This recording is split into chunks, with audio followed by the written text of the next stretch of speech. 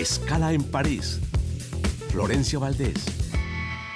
Bienvenidos a Escala en París, un programa de Radio France Internacional y de France 24. Es un placer estar con ustedes. ¿Quién escribe la historia? ¿Siempre son los vencedores? ¿Por qué en política la tentación de reescribirla es tan grande? ¿Y por qué es fundamental atenerse al rigor científico en tiempos de posverdad y de inteligencia artificial? Son algunas de las numerosas preguntas que plantea Jean-Frédéric Chauve en su ensayo Todos tenemos la misma historia, los desafíos de la identidad. Su ambición es demostrar que la historia no está a nuestra disposición. Jean-Frédéric, muchas gracias por estar con nosotros. Bienvenido. Gracias por tenerme aquí. Usted es historiador, es investigador, enseña en La Habana, en México, en Buenos Aires, ha enseñado también en Nueva York, en Oxford, en Yale. Se especializa en las políticas, en las estructuras políticas de Europa Occidental en la época moderna, a partir de los casos de los países ibéricos, y se interesa particularmente en el hecho colonial y la construcción de la noción de raza en esa estructura. Justamente, la colonia. Usted explica que partir la historia de los países entre un antes idílico y un post, que sería como una búsqueda de recobrar ese momento idílico, es obviar totalmente las estructuras de dominación que existían antes de la colonia y que persisten después. Cuéntenos. Por ejemplo, una de las formas de pensar ese tema y salir de la idea binaria de un mundo precolonial y luego un mundo colonial es seguir la pista de quiénes fueron las personas que tuvieron poder y autoridad en periodos precoloniales, tanto en América como, por ejemplo, en África. Y si esas personas, esas familias, esos grupos, negociaron con el poder colonizador durante el periodo colonial, y hasta qué punto esas mismas familias, esos mismos grupos, esos mismos clanes, están hoy día en los ministerios de las repúblicas independientes. Y siguiendo esa pista, por ejemplo, pues lo que tenemos es una historia algo más compleja que el blanco y negro del pasado idílico y del infierno colonial.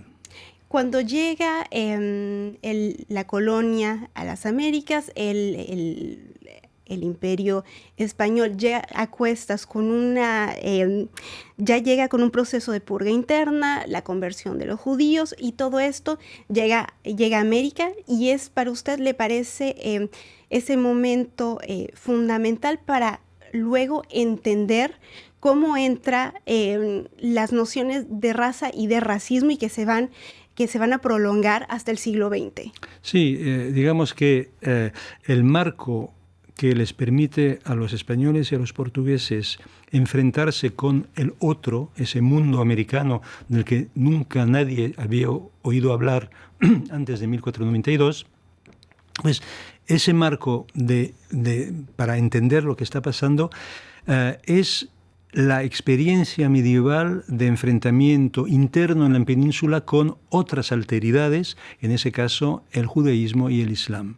Y realmente el utillaje, por así decir, que emplean los españoles y los portugueses para establecer relaciones con las sociedades americanas y con los mestizos nacidos de ese contacto, va a ser la noción de limpieza de sangre, que procedía de la Edad Media. Y que veremos a través de los siglos esa importancia de la limpieza y de la pureza de sangre. Usted explica, y bueno, a partir no solo usted, todos sus colegas, si usted retoma ese análisis, que las políticas raciales es una manera de impedir la movilidad social, más allá de la exclusión y más allá de lo terribles que pueden ser esas políticas, es impedir la movilidad social. Sí, el ejemplo muy sencillo, la noción de limpieza de sangre se inventa no para excluir a judíos o a musulmanes, pero sí para excluir a conversos, cristianos conversos que proceden de familias judías y de familias musulmanes que se han convertido. Y la limpieza de sangre permite volver a separarse de ellos, aunque se hayan acercado. De la misma manera que el mecanismo de la limpieza de sangre va a afectar a los mestizos. En el periodo colonial, mestizos que han sido expuestos a la lengua española, a la espiritualidad católica, a la forma de vestir, a la forma de comer, a la forma de alojarse, a la española, por consiguiente personas que se acercan al modelo español, pero que no tienen toda su sangre española y por consiguiente hay que separarse de ellos. Y que inclusive generaciones después le siguen diciendo conversos y sigue siendo un error original no tener esa sangre pura. Claro, y eso es una de las características extrañas de la lengua española, que siempre, eso lo explico a mis estudiantes, decir Santa Teresa de Jesús era conversa es una forma curiosa, porque realmente ella nace católica, y bautizada a los pocos días de nacer, de padres católicos bautizados a los pocos días de nacer, pero sí con un abuelo judío. Entonces, ese abuelo judío es un converso, en la medida en que nació judío y acaba su vida católico, pero Santa Teresa, ¿hasta qué punto es conversa? Es descendiente de conversa, pero nadie lo dice así. Claro. Y eso nos lleva a los debates actuales sobre la xenofobia y el racismo. Usted dice que a los historiadores se les pide hacer el análisis de la construcción de los procesos racistas. ¿Qué no se les pide entonces a los historiadores? Bueno, hay que, digamos, ese es el gran problema, el gran dilema que tenemos, es que yo estoy convencido de que la historia, si se propone producir conocimiento exacto sobre lo que pudo ser, lo poco que podemos saber de lo que fue el pasado, desempeñamos un papel importante en la sociedad. Eso no quiere decir que tengamos que proporcionar a los políticos, los que toman decisiones, los que lanzan guerras, por ejemplo, argumentos que ahondan raíces en el pasado para justificar políticas actuales. Entonces, estamos en esa dificultad de producir conocimientos científicos para ayudar que la sociedad se entienda a sí misma mejor, pero no ofrecer al político, a los políticos, un pasado imaginario que les permite justificar sus decisiones. Usted dice que los historiadores no son justicieros, son científicos o en todo caso se apegan a unas exigencias científicas y que no son justicieros. Sí, en un sentido muy concreto. Es decir, que nuestra ética y nuestros derechos contemporáneos democráticos exigen la igualdad de género, la igualdad entre ciudadanos de procedencia étnica diferente, la igualdad jurídica entre ricos y pobres, y todos comulgamos con estas ideas. Pero los historiadores se enfrentan con un problema diferente. Es que los ricos dejan más huellas que los pobres, los hombres que las mujeres, y por hablar, como está muy de moda, los blancos que los no blancos.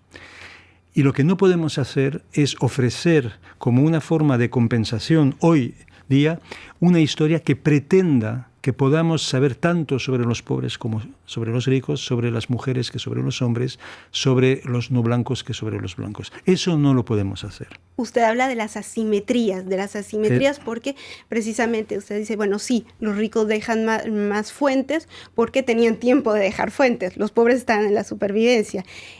Hagamos un salto justamente en 1970, cuando nace el movimiento descolonial en Latinoamérica, de abrir la puerta a movimientos indigenistas y que tiene la gran virtud de darle voz a personas que no eran escuchadas, que eran invisibilizadas, pero luego le falta a ese movimiento, le falta matices que va en la política se ven. Pero me gustaría dar el ejemplo de ahora la nueva presidenta mexicana Claudia Sheinbaum, que acaba de asumir. No invitó al rey de España a esa toma de posesión porque la corona española no se ha disculpado por la conquista. ¿Qué le inspira este tipo de acción? Bueno, le voy a contestar las dos partes de la pregunta. Primero, en relación con el movimiento decolonial y el dar la palabra a las personas invisibilizadas, eso se puede hacer siempre y cuando uno se dé la molestia, y supone una inversión importante, en aprender al menos un idioma indio, amerindio o autóctono, llamémoslo como queramos, algunos investigadores, muy pocos, por ejemplo, en Bolivia, Silvia Rivera Cusicanqui, sí, que son capaces de penetrar la lengua quechua en ese caso, y la española, pero el grueso del movimiento decolonial, en absoluto, es un mundo que trabaja en español y en inglés, nada más. Ahora, en relación con la pregunta sobre la disculpa, una disculpa a 500 años, en general, y sea cual sea el tema, carece totalmente de sentido desde mi punto de vista. O sea, no le vamos a pedir a Dinamarca que se disculpe por las masacres abominables que cometieron los vikingos en el siglo X en Europa Occidental. Es decir, que hay que reconocer algo que puede ser muy arbitrario, pero a la distancia del tiempo, de alguna forma, disuelve las culpas y las responsabilidades. Entonces, nosotros podemos ver cómo, por ejemplo, la práctica de la trata atlántica contra los africanos, le podemos aplicar a posteriori el concepto de crimen contra la humanidad, recordando que ese concepto fue aplicado a posteriori al genocidio de los judíos y de los gitanos. Es decir, que es un concepto que nace después de la Segunda Guerra Mundial y de forma retroactiva define lo que ocurrió durante la Segunda Guerra Mundial. De la misma manera, a mí me parece de recibo, aceptable, decir que la trata, con las condiciones que fueron suyas, ha sido un crimen contra la humanidad. Eso lo podemos hacer, pero luego ofrecer disculpas, compensaciones a 200, 300, 500 años, yo creo que carece de sentido. No me quiero despedir, Jean-Frédéric, porque ya se nos acaba el tiempo, diciendo que usted dedique este ensayo a Samuel Paty, profesor de historia asesinado aquí en Francia en 2020, y a Dominique Bernard, profesor de francés, también asesinado por islamistas radicalizados. ¿Por qué era tan importante rendir este homenaje? Era importantísimo, primero, porque yo creo que en un país como el mío, un país en el que es un país en plena evolución demográfica, los profesores de la enseñanza secundaria son las personas que están en el frente del cambio social y que están viviendo todas las problemáticas más difíciles, más complicadas y en ese caso más peligrosas, que se derivan no de la inmigración en general, por supuesto, pero sí de un proyecto político que está actuando en Europa, que es el proyecto político de determinados regímenes árabes islámicos o de determinados grupos como los hermanos musulmanes que han decidido acabar con el proceso secularizador de los musulmanes que residen en Europa. Y esa es una lucha política que estamos llevando, no desde el cristianismo, no desde el judaísmo, sí desde la secularización contra el islamismo y la lucha islamista contra el poder secular. Y de ahí la importancia del rigor científico y del rigor histórico. Muchísimas gracias, Jean-Frédéric, por habernos acompañado. Usted publica, todos tenemos la misma historia. Muchísimas gracias. Gracias por su invitación, Florencia. Y muchas gracias a todos ustedes por su confianza. Saben que también estamos en rfimundo.com y france24.com. Hasta la próxima.